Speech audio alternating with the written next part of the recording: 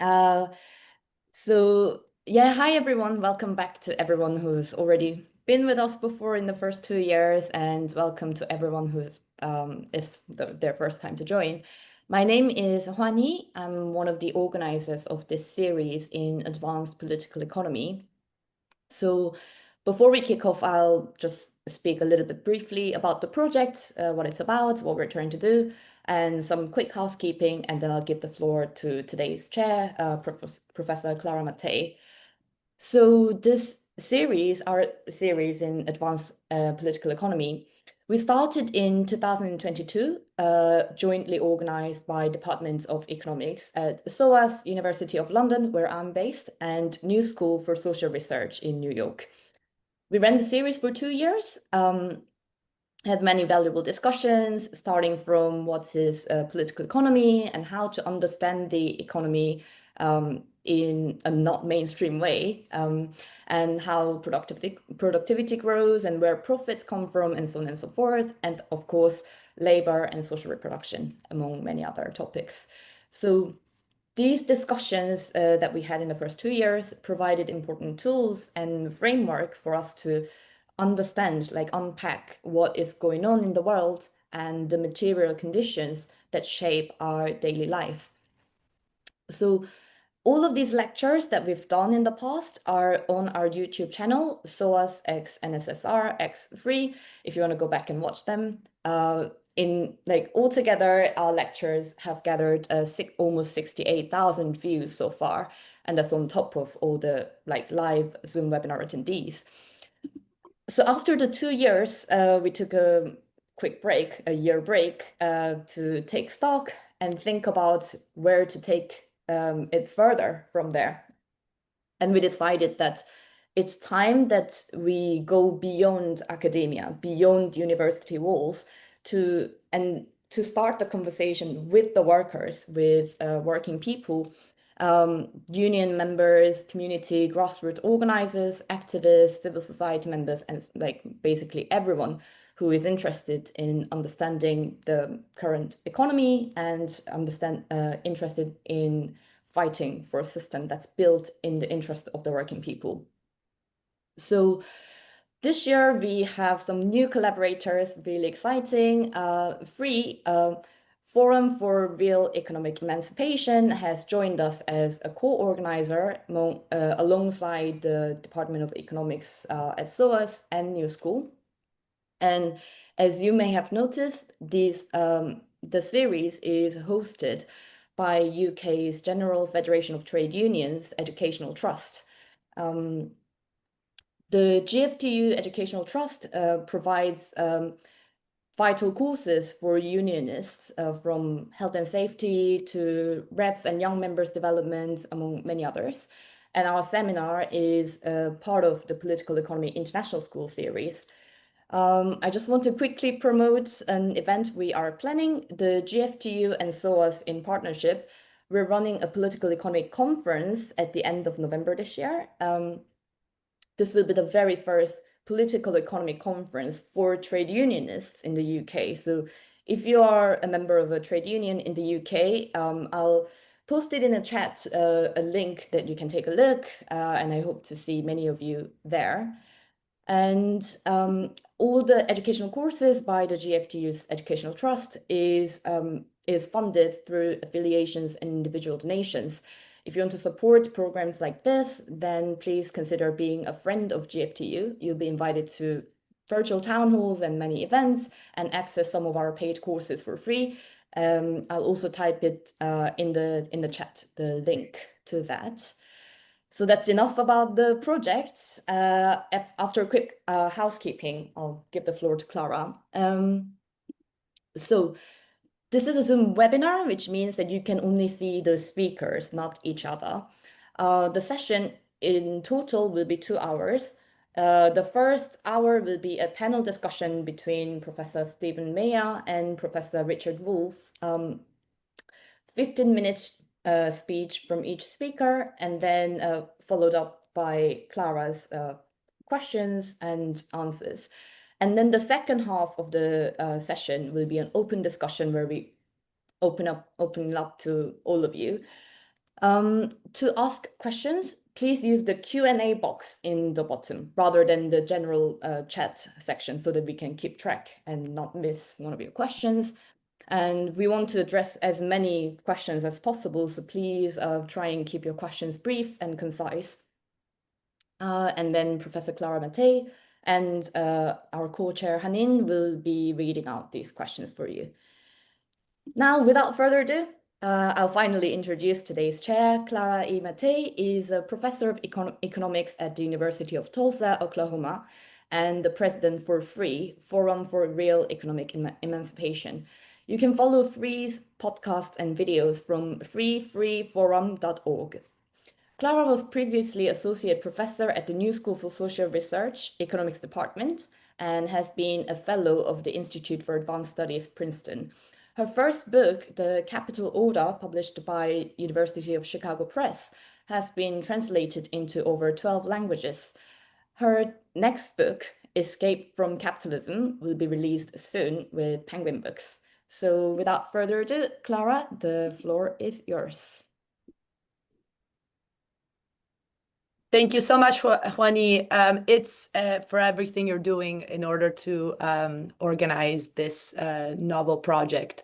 It's a real pleasure for me as the president of the Forum for Real Economic Emancipation, the FREE, to be connected with SOAS and the New School for Social Research in what I think is a very timely project that hopefully will help empower and participate many different people from all walks of life in this very moment in which the violence of our economic system is showing its most naked face. It's not just the genocide and the plunder that we are witnessing in Palestine. It's the criminalization of poverty, not just the United States, but everywhere in the world. And it's this moment in which everyone is realizing that this economy is not working for the people, but for bottom lines that are really only flavoring very, very few at the expense of the many. So it's in this moment that we really need categories and concepts that can try to break away from a lot of the knowledge that has helped reinforce our passive acceptance of our economy. And economists have been very guilty in participating in this phase of basically silencing of people. And I think it's really a chance for us to use knowledge in a more empowering way and go against a lot of this knowledge that we take for granted, but is actually not helping us at all be awake for the transformations that are happening and that we need to be able to tackle in a very aware way. So this is why this first panel speaks loads to what empowering knowledge can do. We have the pleasure of having two scholars who I admire extremely and who I've had the pleasure of collaborating with for years now. We will begin with Steve Maher, and then I will introduce Richard Wolff, Professor Richard Wolff. So let me just briefly introduce Steve Maher. And before I do that, I would like to say, of course, the title of the talk is The Changing World Order, Tariffs, Trade Wars, and More. And what is interesting about this panel is that we will see how even within the Marxian framework, there are different interpretations of recent phenomenon and their reasons for their manifestation. And indeed, the question of whether all this outmost emergence of authoritarianism, the violence in the economy, and militarism is the outcome of the strength of capital and empire, or is it actually the visible demonstration of its decline? This, I think, is a fundamental question for us to be able to actually be capable of interpreting the most recent events. So we have first Steve, who will be telling us a story about how it's the strength of capital that produces these contradictions. And Steve Maher is assistant professor of economics at SUNY Cortland and co-editor of the Socialist Register. He earned his PhD from York University in Toronto, Canada, and he also teaches at the Institute of Political Economy at Carleton University in Ottawa, Canada, where he was visiting professor. He is the author of a wonderful book published in 2024 with Verso called The Fall and Rise of American Finance, from JP Morgan to BlackRock. It's really a book that can inspire many, again, to rethink, even within the Marxian tradition, certain knowledge that we thought was fixed and unchallengeable. And he does an amazing job. His first book was with Palgrave in 2022 and was called Corporate Capitalism and the Integral State, General Electric, and a Century of American Power. So the floor is yours, Steve. We're so happy to have you. You have 15 minutes, and then I will introduce Richard Wolff. Thank you. Thanks very much, Clara. And thanks to Juani and everybody else involved in organizing this incredibly important initiative. As Clara mentioned, this is now more than ever, it's really important to be able to have these spaces to have such conversations that are so timely and so pressing. So I want to start by just pointing out that, by challenging, I think, the conventional view that Trump's tariffs, which have been widely interpreted as a reaction by capital to American decline. The typical starting point of this analysis is the argument that financialization has hollowed out the productive economy by draining investment away from industry and towards a parasitic and speculative financial activities, harming not only workers through the decline of industrial employment and so on, and good jobs, and the elimination of good jobs, but also their bosses, the industrial capitalists that are experiencing the predation of this exploitative and parasitic financial class. This decline, the argument goes, has now been amplified by the rise of a more dynamic China, which has challenged the US on the world stage for geopolitical supremacy. The implication of this argument can be politically that workers and industrial capitalists both share an interest, a common interest in reviving American capitalism, and that this is the key to defeating Trump. So the left should be oriented towards finding ways to revive and revitalize American capitalism, which comes with, or is intrinsically comes with a kind of strong working class and more equitable distribution of income. I argue, on the contrary, that Trump didn't emerge from capitalist decline, but from a political crisis produced by the strength of capital. So not an economic malaise, not economic decay, not economic decline, but a political crisis that is rooted in the contradictions of the strength of capital and the success of accumulation. So on the eve of Trump's election, The Economist proclaimed the US economy was bigger and better than ever. The Financial Times declared that it was, quote, soaring ahead of its rivals and had become, quote, the envy of the developed world. By 2020, profits had not only recovered from one of the deepest crises in history in 2008, but had actually reached historic highs. Productivity growth returned a bit more slowly following the crisis, but also by the 2010s had reached its fastest pace in 2 decades. So if this is decline, I think capitalists would have been surprised to hear that, as they're making money hand over fist. Indeed, capital was quite skeptical of Trump's destabilizing impact on the empire, and strongly favored Biden-Harris and the Democratic Party as the kind of standard bearers of neoliberal globalization. Harris's campaign was the fastest campaign in American history to raise $1 billion, just 80 days after she announced that she would be the Democratic candidate, which was the most lucrative fundraising quarter in American political history. The only problem was that she couldn't win the election. And I think this observation is critical to understand the nature of the crisis, because the crisis stems precisely from the fact that capital does not directly control the state. If it did, things would have gone differently. The state is relatively autonomous from capital. It is a political representative of the general interests of the system as a whole, but not directly under the control of any individual capitalist or group of capitalists. And moreover, it's formally democratic. However undemocratic we know the capitalist state may be, formally speaking, it's democratic. And so that invites populist backlash and can express a populist backlash against capitalism.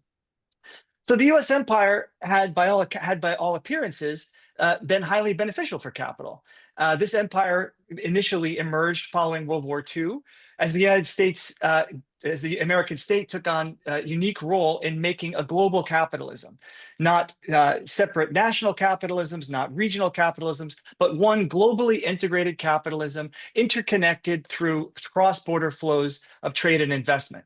The United States came to govern an informal empire comprised of formally independent and sovereign states interconnected through these economic relationships, and came to express the general interests of the global capitalist system as a whole. And the rise of finance was actually key to this. It was an institutional foundation of the US empire, not a sign of its decline or weakness, which facilitated the free movement of investment internationally and tied together this global system. So finance was all about increasing the competitiveness, increasing the interconnection of the global system. But however profitable it may have been, global integration also led to the devastation of industrial regions. It led to growing precariousness on the part of the American working class and the defeat of labor. It led to the concentration of wealth, and it depended upon the imposition of austerity by an increasingly authoritarian state. All of the very grievances that Trump would later mobilize. So these were outcomes or underpinnings of the success and profitability of global capitalism in the American empire and the forms of class discipline that were required to sustain it. It was after 2008, the 2008 crisis, long-standing festering discontent with the political and social institutions, political and economic institutions governing American society and global capitalism erupted into a full-blown legitimacy crisis. This was rooted in the collapse of industrial employment, which really started in 2001, with the so-called China shock, as China was brought into the WTO. But that sharp drop in industrial employment accelerated after 2008 very sharply and impacted very significantly whole regions of the United States. It also, the 2008 crisis also had a severe impact on a petty bourgeoisie that was very closely tied to the housing sector. And the housing boom itself was part of the process of financialization that underpinned global capitalist integration. And also a very harsh impact of that crisis on small capitalists.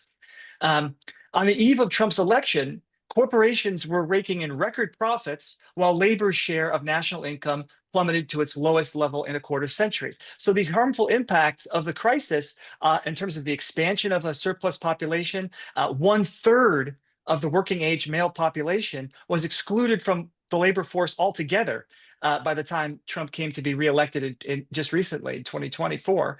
That persisted despite the recovery from the 2008 crisis. So the surplus population is expanding, precarity is expanding, the inequality is expanding, and corporations are raking in record profits all at the same time. So this is persisting through the recovery from 2008.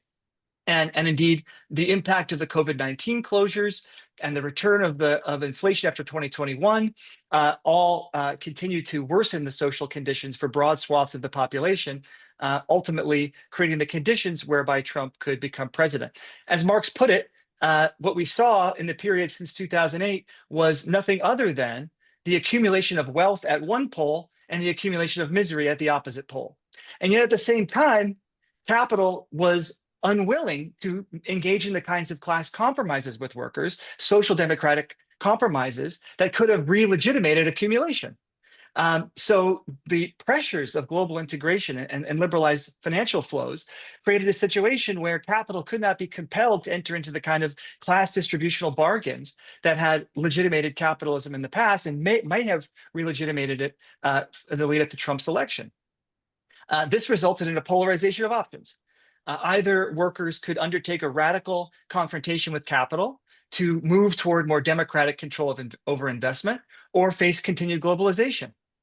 In this context, the marginalization of the left meant that it was unable to provide a plausible path out of the crisis, leaving the hard right as the primary social force able to capitalize on the resentments and contradictions of the uneven development of globalization to come to power. Trump was elected by blaming bad trade deals to gain power within a state that is still formally democratic and relatively autonomous from capital. So Trump then is now, having been elected on this platform of blaming previous administrations' bad trade deals, which were very profitable for capital. He's now attempting to use the substantial autonomy of the executive of the American state, which was a bulwark of globalization, insulating the core centers of state power from popular intervention, sustaining austerity and sustaining global liberalization. He's now using that very autonomy to carry out his agenda. So only by adjusting the costs and the benefits of empire can Trump possibly hope to appease business while also satisfying his fractious base. But this won't be easy. So he's working to build support among capital by offsetting damaging tariffs with massive tax breaks while ruthlessly attacking the working class. Meanwhile, he's trying to appease workers, the petty bourgeoisie, and small capital with nationalism and promises of offshoring. And it's all going to be very difficult to pull off, to say the least. Of course, tariffs are also about containing China, which is a bipartisan objective, not one that's just limited to the hard right. Clearly, it's the case that the economic development of China has led it to demand a larger say in shaping world order and the structure of the US empire. But it's important to note that the rise of China is not correlated in any zero-sum way with US decline. Indeed, FDI flows, the flows of foreign investment from the US into China have continued precisely because US firms are capturing a very significant share of the productivity gains in China.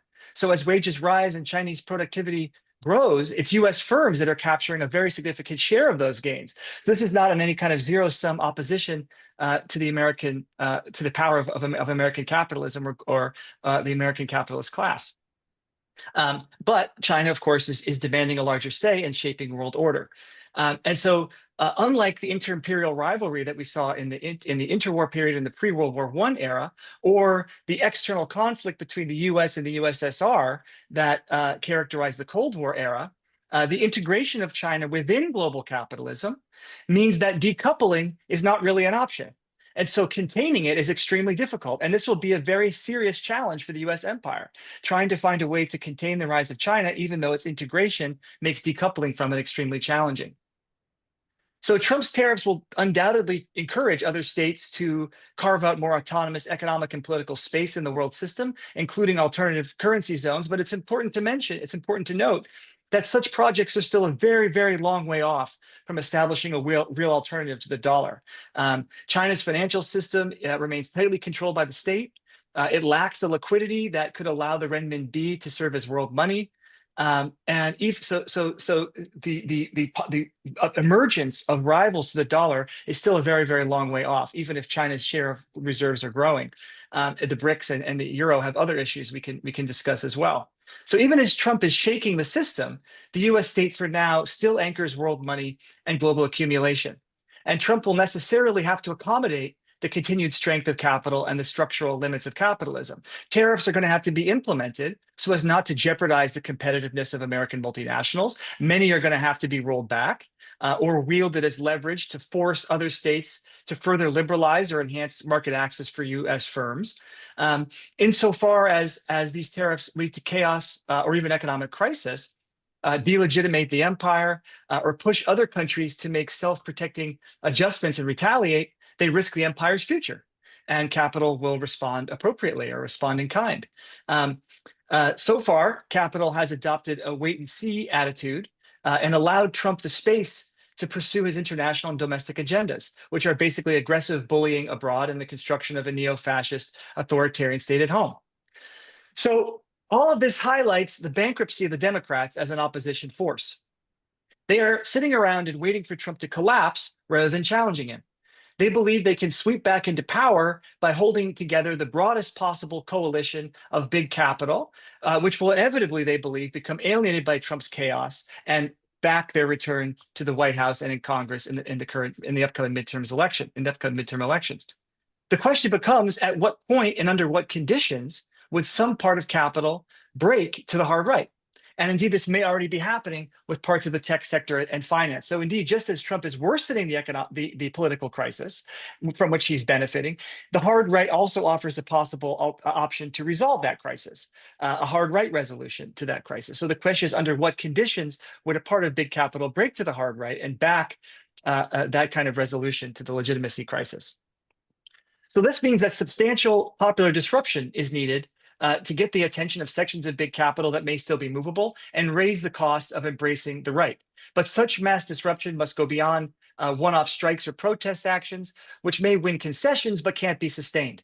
Unions need to move from complaints to protest to a crusade that goes beyond pushing for a return to the Biden status quo ante. We need to be clear that tariffs alone are not enough. We need more democratic control over investments. It's workers that are going to primarily pay the cost of tariffs through higher prices and ultimately the austerity that will have to be brought to bear to maintain, to protect global supply chains and protect the value of the dollar. So meaningfully breaking with globalization can't really be done with the stroke of a pen. Tariffs alone are not going to do this. It requires an extensive industrial policy to support onshoring, not to mention the creation of a labor rights regime that's supportive of workers. So this again raises the question of what happens with the capital that stays at home. And it points to the need for greater planning on the part of the state over what happens with capital, what happens with investment. So Trump is not a sign that capitalism is broken and in need of being fixed. He is the political outcome of its strength. Unfortunately for us, ecocide and the immiseration of the working class are not signs that capitalism is on the ropes. They are testaments to its continued strength.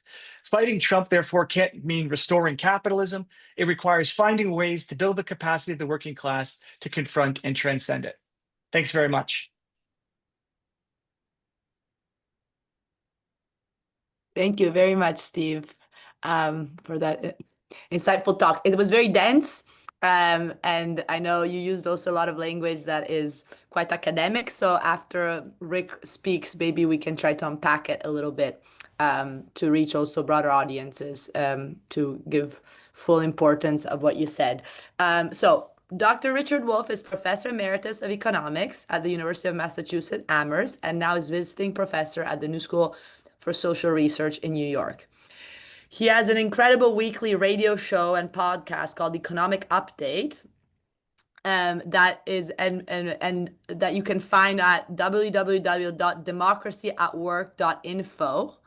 And in fact, Democracy at Work, that you can find also on social media, is a platform that really is successfully reaching broad audience in a way that I think is probably the number one in terms of critical thinking in the United States. So it's really an interesting phenomenon that you can follow very closely. Richard has an enormous amount of scholarship and books. I'm just going to mention the latest one, just published in 2024, called Understanding Capitalism, that I also use with my students and is a very good introduction to all of the key issues that we're facing today. Rick, the floor is yours. You have 15 minutes, and I would love to see what your reaction to Steve's ideas are. Okay, let me begin with a parable. As a member of the economics profession, I have always been struck by the capacity of my colleagues, not all of them, thankfully, but most of them, to engage in what common people call cherry picking your statistic. In other words, making a case and then going and finding a few numbers scattered around the government reports that make things look like they're going in your direction. And then having a meeting with somebody who picked different ones and came up with a different analysis. I always thought that the parallel example would be a doctor. It's always true that some parts of your body are looking like you're in good shape. And then there are the other parts of your body that make it look like you're not. And if you look at only the one or the other, you will get the one or the other view. But what you really want from the doctor is an assessment of the balances.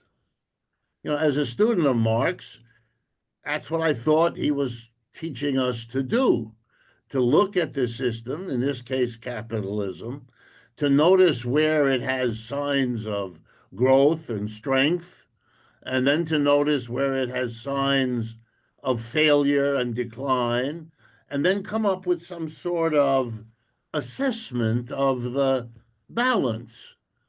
You might expect, for example, that early on the balance would be more pluses than minuses, and later in life the balance shifts. It's always a balance, but it shifts. That's the framework within which I'm going to make my case. Okay, so I believe we are living through, you and I, we are living through an inflection point in the history of the world and in the history of the capitalist system. I think the center of economic dynamism and growth for capitalism has left the West and moved to the East. It isn't located in Britain or Europe or North America or Japan anymore. It is now located in India and China and Brazil and all places like that.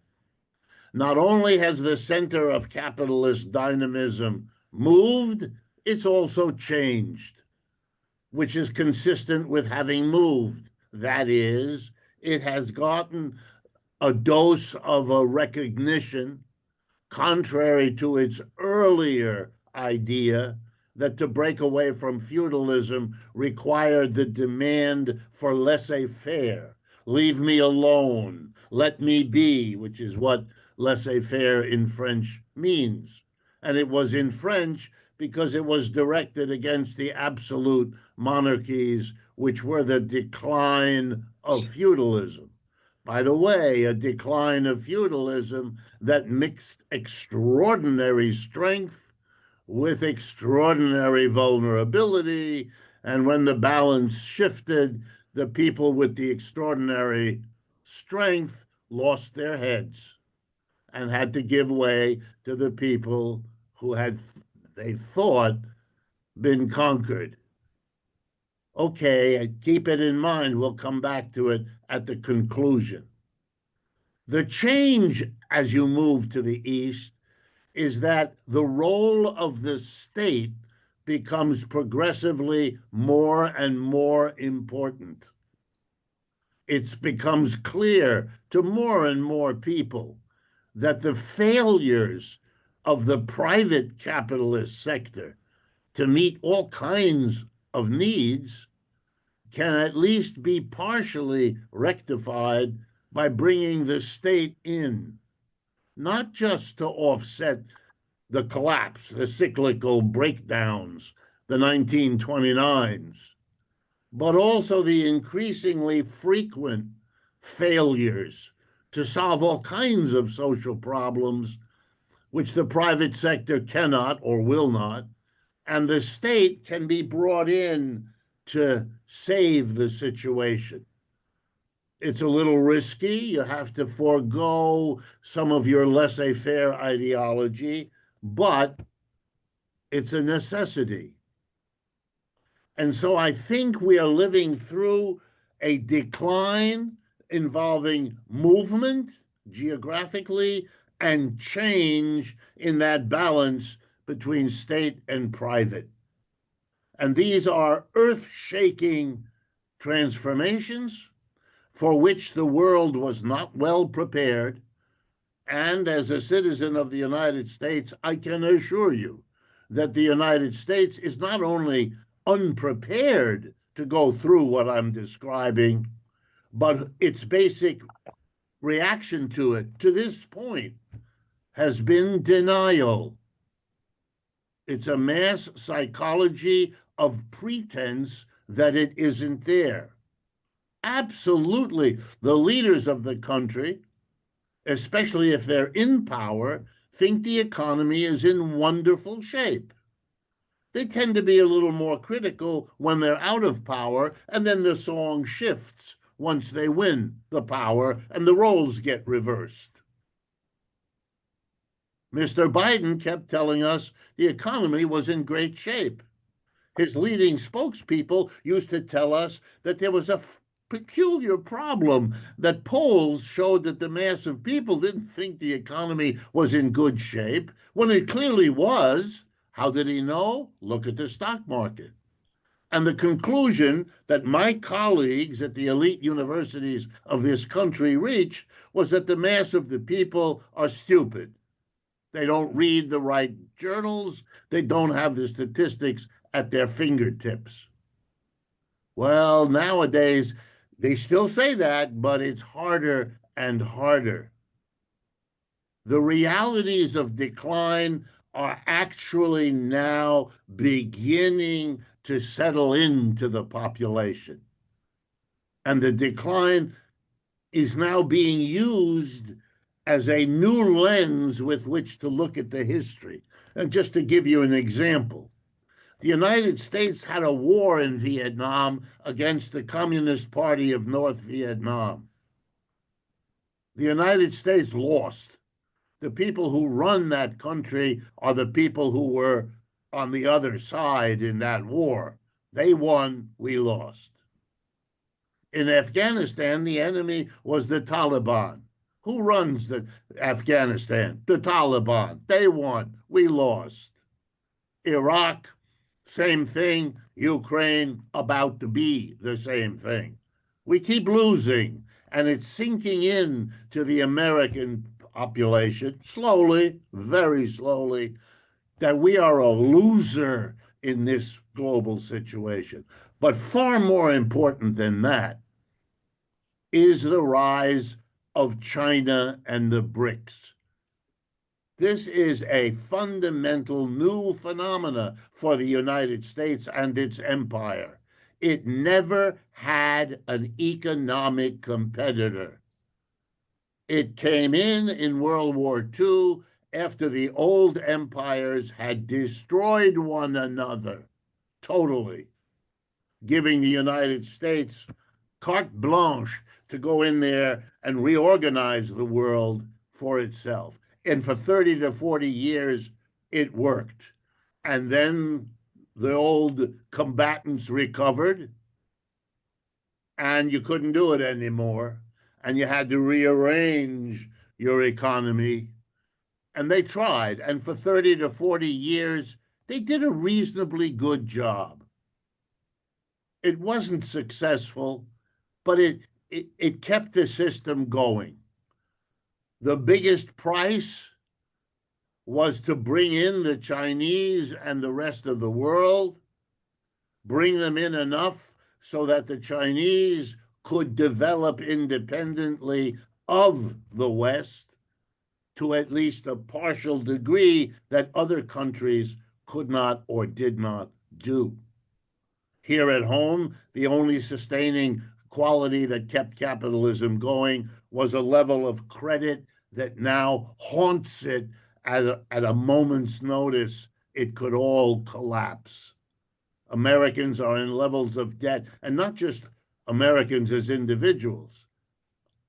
Record levels of household debt, record levels of corporate debt, record levels of government debt. The debt is spectacular in terms of the vulnerability it creates. And if you follow such things, the chaos on the stock market last Friday should give you an example of how shaky it all is. And what does that then mean for us? Well, in my judgment, it has historic implications. Because the capitalism that left the West as the dynamic center and moved east and changed from predominantly private to a hybrid, if you like, private and state mixed together under the control of a powerful state and a powerful communist party,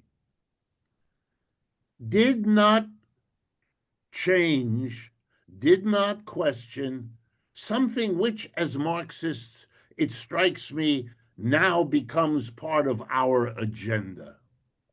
Because if you look closely, you'll notice that the organization of the enterprise, whether it's in Chicago or in Shanghai, is an organization that has an employer group at the top, public, private, mixture, and a mass of employees underneath them. The employer-employee model remains the organization at the micro level of enterprise. It's as if you had had a shift from private slavery to state slavery, or from private feudalism to state feudalism, and used that change to suggest that slavery was gone because the state was doing it, or feudalism was gone because the state, but we never did that. We knew better. But we've gotten deflected into imagining that when the state and the private change their relative importance within a employer-employee model, we've actually left capitalism. We haven't. Not yet. The changes to state may be powerful, may be important, but they have left undealt with an underlying problem which, as students of Marx, is important for us, namely, what is the structure of the relationship in production between the employer and the employee? In my judgment, the collapse of Western capitalism, its transition to Eastern, its change from more private to more state, are an interesting concentration of power. You might use phrases like concentration and centralization. And they bespeak both kinds of strength and vulnerability and weakness, not either or, both. And the interesting thing for us is to wonder whether or not a kind of solidarity could be developed here in the West with our counterparts in the East, because we have something in common, a class structure of the enterprise which we can oppose and go beyond together.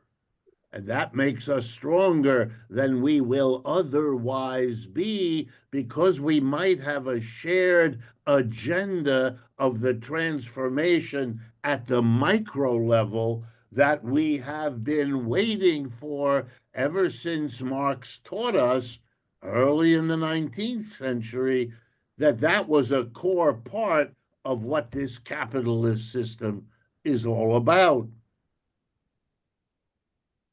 Feudalism collapsed when arguably it had taken the concentration and centralization of power and wealth to unheard of degrees. Louis XIV or Louis XVI could say to us, "I am the Sun King." Not only could he did. "I am the most powerful. Who could build a Versailles like me?" And then in a few months, he was gone. We're at that point also. Our system is shaking. And as a footnote, I would only say to you, I am sitting here in Manhattan, in the middle of New York City. And unless something very strange happens, in a few days, we're going to elect a socialist to be the mayor of this city. The changes that are happening are very deep, very fast, and they bespeak a system in very deep trouble. Last point. The word I would use to describe Mr. Trump and his government is the word desperate. They are desperate to find a way out of their decline. Oh, they will talk a lot. We are the tough guys. Look at them blowing people up in boats in the Caribbean 1,000 miles away. Look at the bluster. Look at the fakery. Every leader in every country on earth is now going to be able to blame the United States and its tariffs for whatever their economic problems are. They're already busy doing it. And if I had time, which I don't, I would take this argument and make it even stronger for Europe. Thank you. Thank you so much, Rick. That was incredibly illuminating. So I would like to try to pin down exactly how the two analyses the two of you propose differ or actually sometimes have actually things in common. And what seems to me is that Steve is decoupling the economic from the political a little bit more than you are, Rick, in the sense that Steve is telling us that it's through this enormous economic strength that the political crisis emerges, because in a way the political crisis, tell me if I'm interpreting it correctly, but the political crisis that is what allowed Trump to get elected in the first place, and as Steve was putting it, is actually like what he is escalating, is this outcome of an economic strength that, and tell me if I'm putting it in putting words that are not yours in your mouth, but the point is that this very economic strength required as a condition to happen this disciplining of the working class that is then really coming out as the political crisis. I mean, the conditions for the economic strength and this exorbitant amount of profits being made and accumulation in the hands of very, very few require this disciplining of the working class that is then, though, what produces this political crisis.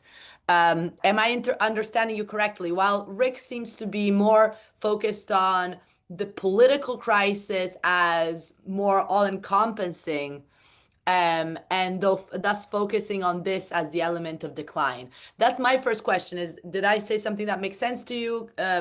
How would you see your positions as differing from one another? And then let me just ask all the questions together. Oh, well, let's start with this, and then I have a follow-up after. Let's start with this one. Steve, maybe Should you I can go? start? Yes. Okay. Mhm. Yeah, no, I think what you just said, Clara, is pretty much hit it right on the head. I mean, the way I'm trying to frame the problem is basically that clearly we know that there's a social crisis. Social conditions have become, intolerable for broad swaths of the population. We've had an incredible social fragmentation, the marginalization of huge portion of the working class into a surplus population that's excluded from wage labor altogether. So 30% of the male population right now of working age men in the United States are outside of the workforce altogether. So even as we see unemployment numbers falling, that population continues to grow.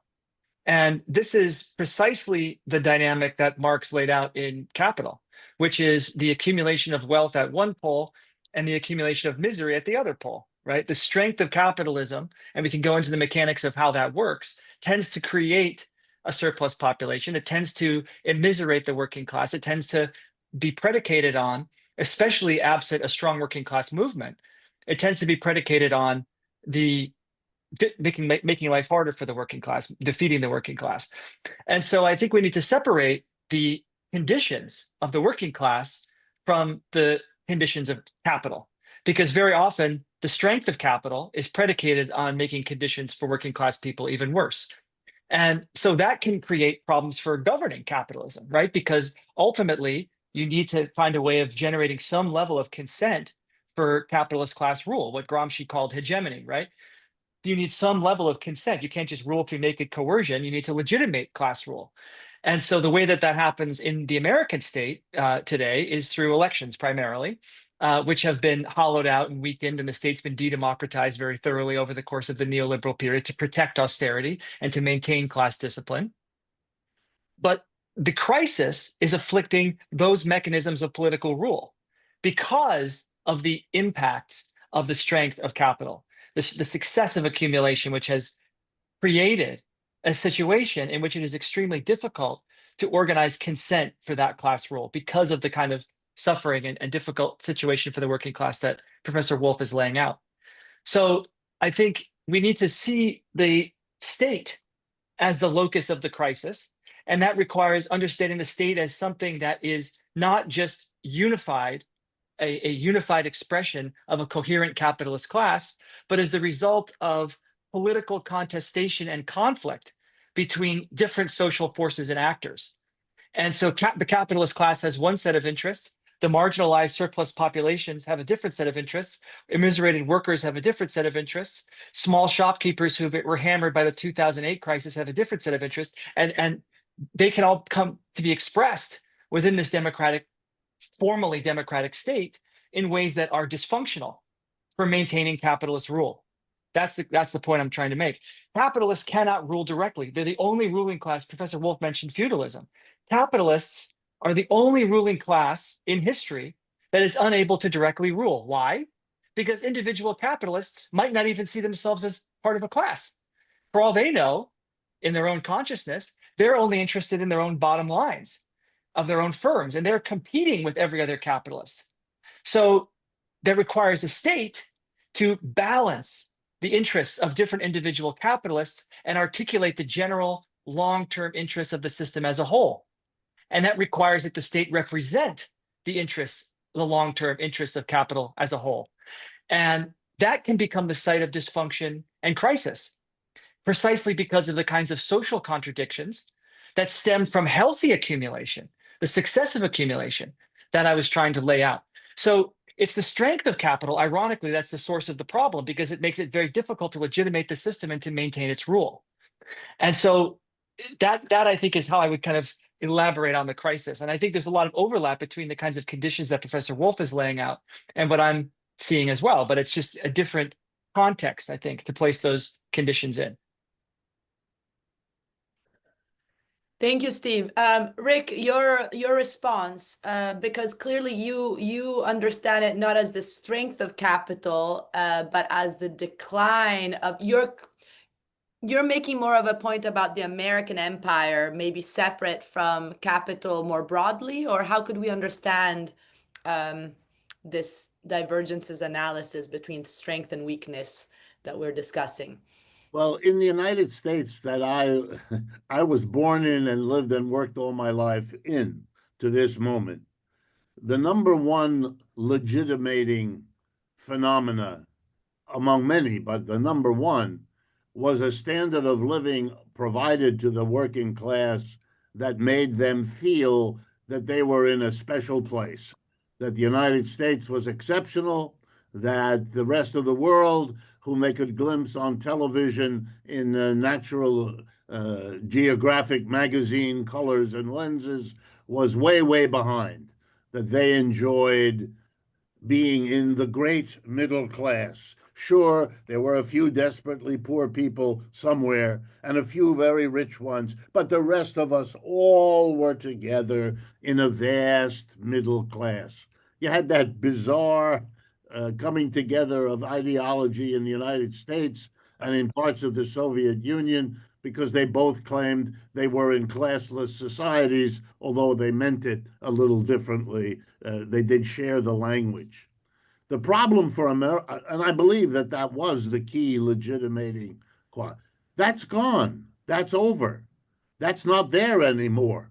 And that has pulled the rug out from under. The genius of Mr. Trump was that he saw that as an opportunity, and he was right, because the Bush family in the Republican Party and the Clintons and the Obamas in the Democratic Party didn't, their level of denial was so complete, they had to pretend none of that was happening. And they kept going in the same cheerleading, and the whole population left them. And that's why Kamala Harris did so poorly, having raised a lot of money. What difference did it make? She was pushing a dead line. And here again, I'm going to use New York City. We have a representative of the traditional Republicans, Mr. Bloomberg, our ex-mayor, a billionaire. And we have Mr. Cuomo, a dyed-in-the-wool representative of the Obama, Clinton, and they're dead in the water. They have no influence. They couldn't prevent a bearded, no disrespect, Steve, a bearded Muslim socialist from wiping the floor with them. He's not going to be elected by a little. He is winning by a lot. There is no, the whole city, even if he loses next time in the election in a few weeks, he will have come further than anyone dreamed he could. And the reason, with all due respect, he's a great young man, Zoran Mamdani is a good candidate. This is not a critique. But people are not flocking to him because he's a Muslim or because he's a socialist. They're flocking to him because the alternatives are dead. They have no appeal, no charisma, no any. It's the old dead, and that's all he has to say. I'm new, I'm young, I'm different. And that's it. Oh, we'll try you because the others are dead. So for me, Mr. Trump is doing the same thing. This gambit of hitting the whole world with tariffs, what kind of craziness is this?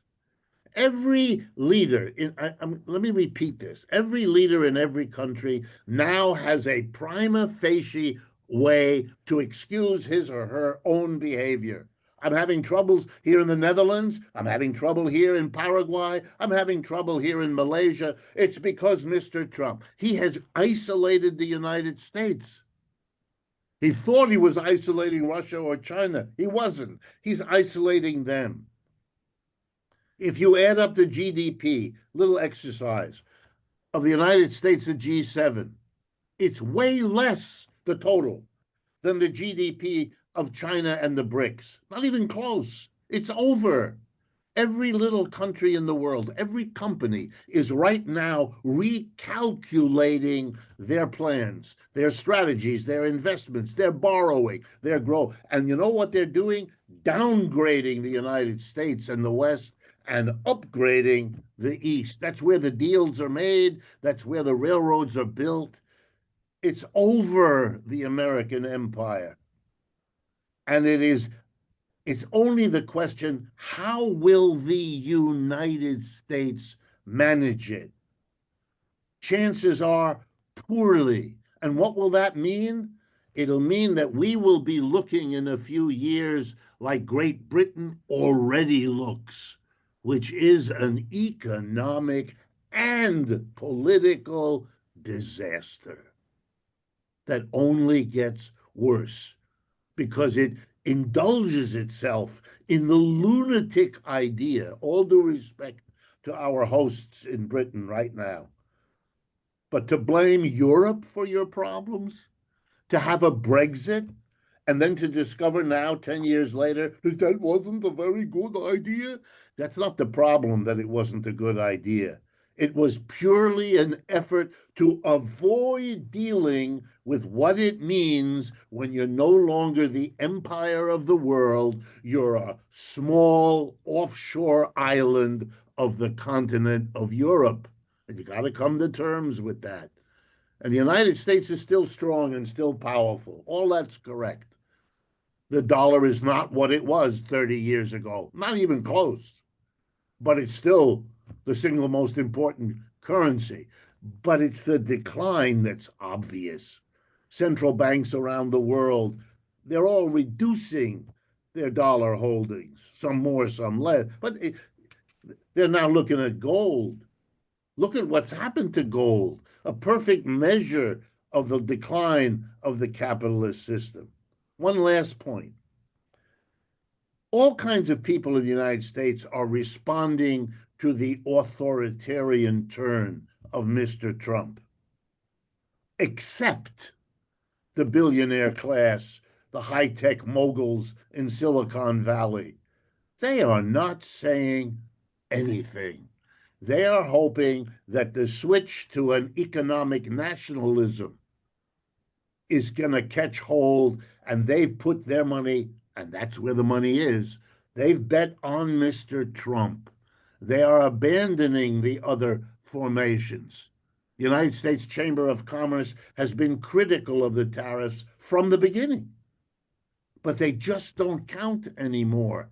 Why? Because the political leadership is going down with the billionaires. And they don't, you give them a tax cut the way he did, they will let him do whatever he wants with immigrants. Again, the boats in the Caribbean, I don't mean to harp on it, but people don't miss that. There are now 4 of them, or maybe 5, where the United States government has decided that there are some people in a boat 1,000 miles away, and they are engaged, the government says, in the drug traffic. So the government went and killed them all. No arrest, no trial, no lawyer, no jury, no. And I want to remind you, being engaged in the drug traffic in the United States is not a capital crime. We haven't executed anyone for the drug business, and we arrest people every day in this country for that. So what? And no one says anything. The people who run what's left of the capitalist class in this country are in bed with Mr. Trump. They've put their marbles there. They're ready to go. And if we're not very careful, we will all be dust, because they will take it to the end, because they are that crazy.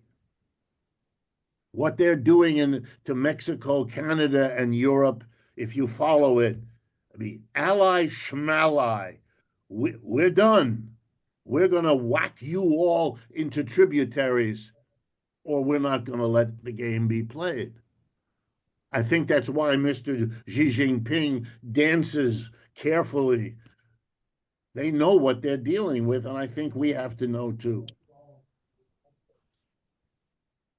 Thank you, Rick. Absolutely. So it seems that the message here, given that the topic is tariffs, is that this is just the issue here is distracting from much deeper problems. So Right. what you have in common, Steve and Rick, is clearly the idea that we need to demystify the liberal discussion about tariffs as being the problem because blocking supposed harmonious and dynamic trade, and looking at what is happening that is at level that is much more fundamental to understand the utter violence and disintegration of our social norms under capitalism. So in this sense, I would like to stress, and I'll just ask one more question, then we bring it to the audience. I would like to stress how this Marxian analysis of the state is very different from the traditional left for unions, which is the Keynesian left. And I think given that we have an audience here that is trade unionist, we need to stress this.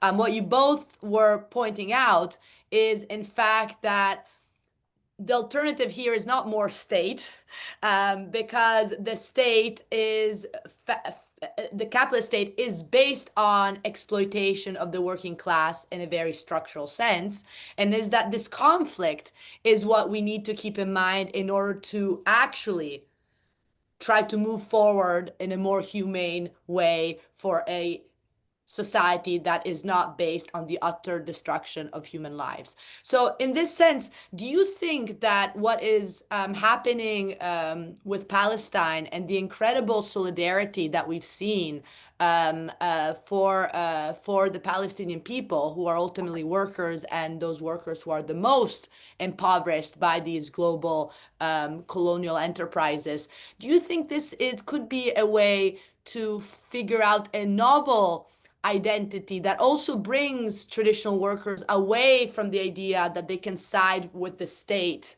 in order to somehow gain? And so this can the Palestinian question help the disillusionment about how the working class, if allied with the supposed state, can do better for themselves, and actually show how we need a struggle that is much deeper and potentially unites the workers, in fact, in opposition with a state that has always tried to conceal the violence of our economy? Yeah, I mean, I certainly have found the struggles against the genocide in Palestine, which is not over, by the way. Trump's so-called peace agreement is an absolute sham, and that should be pointed out as loudly and continuously as possible. The Israeli, very far right-wing neo-fascist Israeli government has already effectively proclaimed its intention to resume the atrocities it was carrying out up until last week, as soon as it can, or as soon as it feels it is opportune for it to do so. And so we should all remain oriented toward fighting against and trying to constrain our own state's ability to continue supporting that genocide, which obviously the role of the American state has been absolutely central to allowing that to continue. But I think what you're bringing up is a question of, social movements and socialist strategy. And I think this is a really, really important question that we have to kind of think through, because clearly we've seen that the role of the trade unions has not been particularly positive in recent progressive struggles, with some notable exceptions. And so I think part of what we're seeing is a deficit in terms of the role of unions in being able to do the kind of deep organizing and mobilizing and so on that's necessary to prevent the emergence of some kind of horrific neo-fascist nightmare in the United States. I mean, if it's the case, just as Professor Wolff said, and I totally agree with everything that he was saying in terms of the erosion of the traditional political parties and the traditional representatives of capital in both the Democratic and the Republican parties, and the total failure of liberal capital to do anything to halt the continued sliding into some kind of neo-fascist authoritarianism, which is one of the reasons why I think it doesn't make sense for the left to frame the progressive agenda, the progressive strategy, as being one of revitalizing capital. One of the reasons why that doesn't make sense is because the liberal capitalists have done absolutely nothing to prevent the rise of the right. They've done absolutely nothing to put the brakes on Trump. In fact, they've given him all the room in the world to pursue this aggressive agenda. And like Professor Wolff said, they haven't really done much to constrain him or stop him.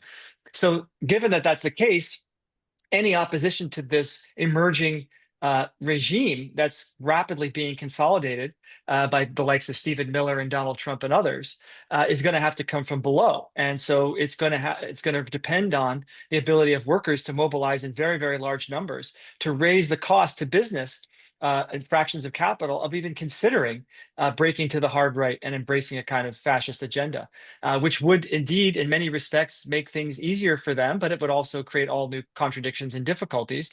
I think in the international arena, the trade policies of the Trump administration have been probably for the most part disruptive to business. We'll see what happens when quarterly numbers come out in November, but my bet is that it hasn't been entirely favorable for most multinational corporations, the kind of disruption that Trump has been causing. But regardless of that, they've still been giving him a huge amount of leeway to continue to pursue those policies. So I think we need a significant push from below to raise the cost to business, even beyond the chaos of Trump, to raise the social cost of embracing the right. And that is going to certainly have to come from outside the two major political parties. I think the left has to totally abandon the illusion that the Democratic Party is going to be transformed in a progressive, even social democratic direction. I think it has to totally abandon the illusion that the Democratic Party is going to throw up an individual candidate that can spontaneously call into being a working class movement. I mean, I'm with Professor Wolff. I think Zoran Mamdani is a very encouraging case. I support him completely, but I think it's very easy to see it as a shortcut to building the kind of real working class power that we need to simply vote in an election for somebody who is a progressive in the Democratic Party.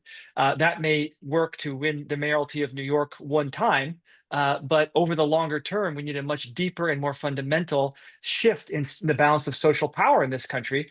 And that's going to require more than just individual elections or one-off protests. It's going to require building a real working class socialist movement that can actually bring pressure to bear on the state and both major parties to take the interests of workers into account, which, barring a strong workers movement, it won't, right? As we've seen over and over again, the only interests that matters are those of capital, unless the working class is able to bring some kind of counterpower to bear. So I think that insofar as the movement for Palestinian rights has had any impact on U.S. foreign policy, I think it's certainly an example to emulate in terms of how to approach thinking about these other issues that confront the working class today. And I guess the point is, yeah. So, go ahead, please. For me, the interesting thing about the Palestine efforts of labor are illustrated by what the Italian labor movement was able to do, unlike most others. It was able not only to have an action at the docks about not loading ships going back and forth to Israel, et cetera, but then to call upon the fellow workers in the Italian labor movement and on the left in general to have one or two, I can't keep it straight, general strike days across Italy on the subject is a remarkable achievement. I would have expected it maybe in France, but it was very interesting to see it in Italy because it shows a labor movement able and willing publicly to go well beyond what? Well, now Clara's question, the Keynesian. What is the Keynesian? The Keynesians, and I teach that stuff in the university, the Keynesian program, to be blunt, is reformist. It wants to get people who have no job to get a job. And as a Marxist, and I don't mean to be flippant, we ought to ask always, the goal, therefore, is to have even more people be exploited than are currently being exploited to get them a job. Here's the irony, and this is a powerful argument for us to use to get the support of working people. The argument goes like this. If you have a big reform movement like the 1930s in the United States that won Social Security and won unemployment compensation and a minimum wage and 15 million jobs, federal jobs, amazing achievements, paid for, by the way, just as a footnote, with taxes on corporations and the rich. So anyone who tells you we can't do that in American politics, the answer is we already did. We don't have to apologize to anybody. But here comes the argument. We did those reforms which Keynesians urged on us and still do. But we left the control of the surplus in the hands of the capitalists. We never went that last step. And because we did, they had the wealth, the ability, and the incentive to undo the reforms. And the last 70 years of American history have been the history of undoing the reforms of the 1930s. So the lesson is not that reform and revolution are a choice, but if you want either of them, you got to have both of them. If you want a reform that doesn't disappear, you have to make the revolution. You have to join us in understanding that if you leave them with the surplus, you will always be talking truth to power, which leaves them with the power and us with the truth. And that's not a program we will ever get the working class to do again. Yes, because the point here is that Trump is doing us a favor and showing us how this ideal by which if only growth continues to happen and productivity of labor continues to accelerate, supposedly the class struggle can be appeased or even forgotten about. And this is the foundation of Keynesianism, that it's enough for all of us to believe in economic growth, that we will all be on the same boat. And clearly what we're seeing today is a vivid manifestation of how this was really never the case, and how there is a necessity to think beyond that box, especially for the unions. I would like to say, given that I'm Italian, that what's fascinating about the Italian solidarity movement for Palestine, we had over 2 million people in the general strike for twice, 2 weeks in a row, weeks of people in the streets, never something, but it's at least 30 years that we haven't seen this level of mobilization in Italy. Completely unexpected in a country in which labor is weak, very weak, in which austerity has completely put into very precarious conditions the majority of workers who are accepting contracts of union contrast of €5 an hour. This is the level of weakness, and yet the capacity to mobilize different sections of workers, teachers, university students, grassroots unions. The grassroots unions took a huge role in the general strike and in support of the dockers and other workers. So this capacity to rethink what labor really is, I think, is part of the conversation I hope we will have in this lecture series, is to say we need to confront these challenges, but by also critically reassessing our own identity and how we want to go about understanding the capitalist system. I spoke enough, so I'm going to give now the word to Hanin Kawaja, who's a PhD student at the New School for Social Research, a wonderful comrade and friend, and she's going to read some questions from the audience that she's selected. Thank you.